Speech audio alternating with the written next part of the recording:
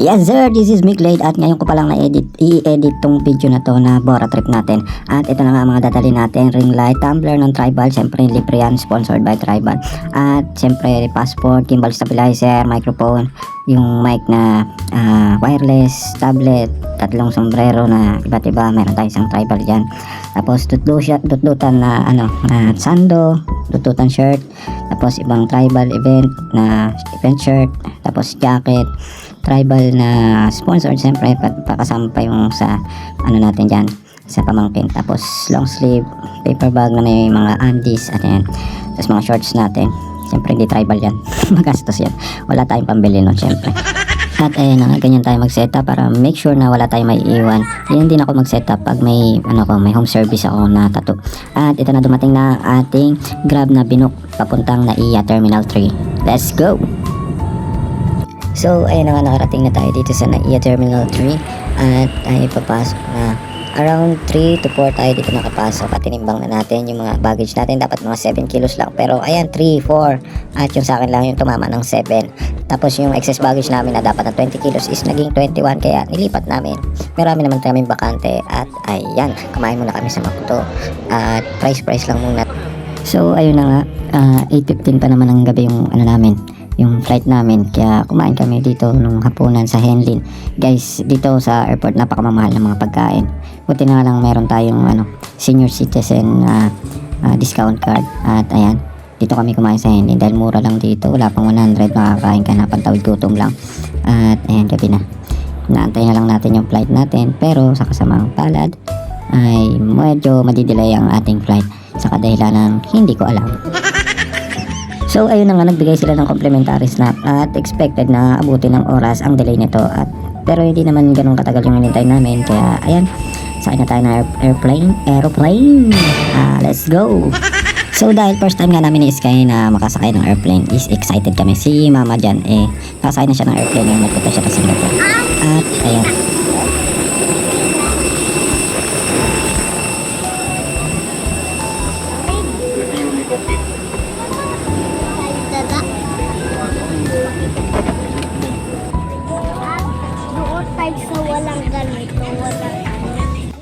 so ayun na nga, alam niyo ba na hindi excited si Sky na makita yung airplane? Alam mo kung saan siya excited? Excited siya kung ano ang nasa loob ng airplane, tsaka yung view pag nandun ka sa may bintana ng airplane. Yun yung gustong niya makita, yung bird's view ba. Kaso ang flight namin gabi, kaya medyo nawalan siya ng gana nung madilim na yung nakita niya pagdating namin sa taas. Yung pag take off doon, nakikita niya pa yung mga city lights. Mas maganda siguro kung ano to nangyari, maaga-aga yung flight namin, tapos makikita niya yung mga nasa ilalim. At ayan, a few minutes from now we shall be landing. so ayun na nga, touchdown Aklan Airport. At dumating tayo dito ng mga 10 PM na siguro. At ayan, hintayin lang natin yung luggage natin. At yung pizza natin is matagal na naghihintay sa labas, kaya ayan, bumili muna tayo ng ulam pang natin to. Pero si Sky hindi na kinaya talaga, sobrang pagod. At kumain muna tayo dito sa bahay ng pizza natin. Yung bahay ng pizza natin is talagang sobrang nakaka-relax. Probinsya. Walang ingay, walang polusyon, walang stress. Ayun nga lang, minsan talaga nawawala ng kuryente tsaka internet. Pero pag nandun ka sa dalampasigan, medyo may may mga signal siya. Pero hindi mo naman siguro kailangan dito ng laging may internet, dahil yun nga, kailangan mo mag-relax, hindi mo kailangan mag-cellphone, di ba? At ayan, napaka-press ko dito guys, sobra, wala ng stress. Alam niyo ba guys, dito ko na shoot yung short film ko dito sa bahay na to. Dahil nga siguro sa wala akong magawa, nakakagawa ko ng mga bagay na hindi ko in-expect na magagawa ko, yung ganong short film. Kaya mas maganda talaga na refreshen yung utak mo na wala kang iniisip.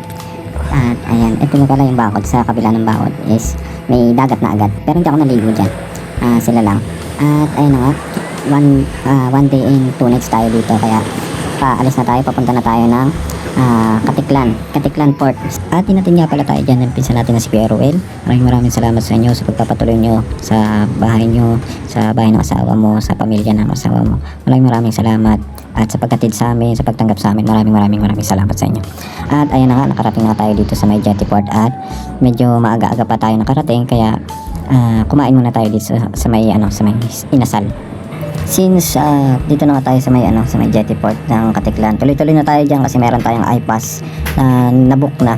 At ayan, sasakay na tayo ng bangka papupuntang Bora. Mga sa lang yan, 15 to 20 minutes lang siguro yung yung biyahe. Sobrang tanaw mo na yung Boracay pagdating dito sa may jetty port. At ayan, maaga-aga kasi tayo nakarating dito, mga 12. Pero ang check-in kasi natin sa hotel is 2 o'clock pa. Kaya pagdating natin doon ay maghihintay talaga tayo sa lobby. At ayan na nga, nakarating na tayo dito sa may Eurotel. Pero mag-iintay pa rin tayo dito sa may lobby. At ayan, si Sky nakakita doon ng free, complimentary na juice. At ayan, kahit na tayo sa kwarto natin. Mga 1 o'clock lang to, nakakita tayo dun sa first room na pinag-check-in na natin. 2 room yung nakabook sa amin eh. Isang deluxe yata, tapos yung isa economy.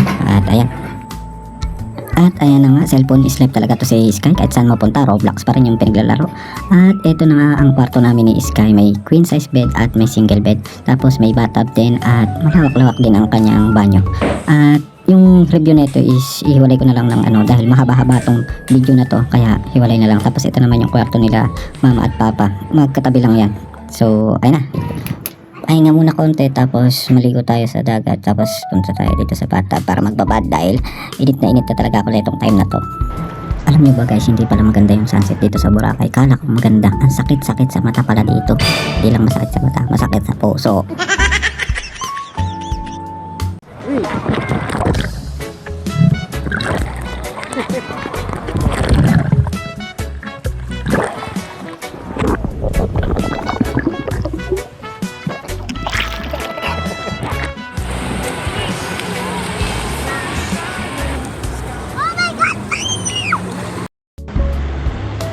Sky! Ay! One! So ayun na nga, balik muna tayo dun sa hotel natin. Katabi lang natin to, Mandarin Hotel. Sana next time dyan naman tayo makapag-check-in tsaka makakain. Sobrang ganda rin dyan sa Mandarin. Mas malapit siya dun sa beach. At ayan, 5th floor nga pala tayo dito sa pinaka mataas na floor nitong ng Eurotel. At ayan, muna tayo, prepare tayo para makakain ng dinner. At eto na, si Sky.